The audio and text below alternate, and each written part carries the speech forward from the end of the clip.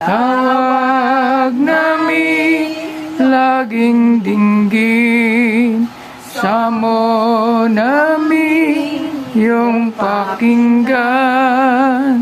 Tinig namin bigyang pansin, Ama namin, Panginoon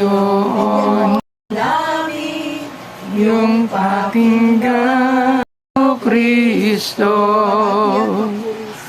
luwalhati at papuri sa'yo, Panginoon Yesu Kristo. Mga iyo, kaya gawin niyo sa inyong kapwa ang ibig niyong gawin nila sa inyo. Ito ang kahulugan ng kautusan ni Moises at ng turo ng mga propeta. Pumasok kayo sa makipot na pintuan, sapagkat maluwang ang pintuan at mapalad ang daang patungo sa kapahamakan, at ito ang dinaraanan ng marami. Ngunit makipot ang pintuan at makiti ang daan patungo sa bahay, at kakaunti lang ang nakasusumpong niyo. Ang mabuting balita ng ating Panginoon. Pinupuri ka namin, Panginoong Yesu Kristo.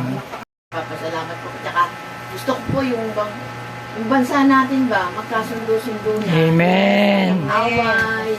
Kasi sinurbay tayo sa buong buong bansa Kaso, ang bagay na banal, sapagkat kayo'y babalingan at lalapain nila pagkatapos. Huwag ninyong ihagi sa baboy ang inyong mga perlas, sapagkat yuyurakan lamang nila ang mga iyon. Kaya gawin ninyo sa inyong kapwa ang ibig ninyong gawin nila sa inyo. Ito ang kahulugan ng kautusan ni Moises at ng tulong ng mga propeta. Ipahayag ang salita ng Diyos, pero baka naman sa lasing, di ba? O dun sa may mga bad spirit na, ano ba yung bad spirit? Yung galit, yan, yung mga taong walang kapayapaan, o baka sa mga taong may time din, yung mga mayayaman, di ba? Na para bagang parang wala na silang kailangan sa buhay. Kasi mayaman na sila. Alam naman natin na, gagawin nila yun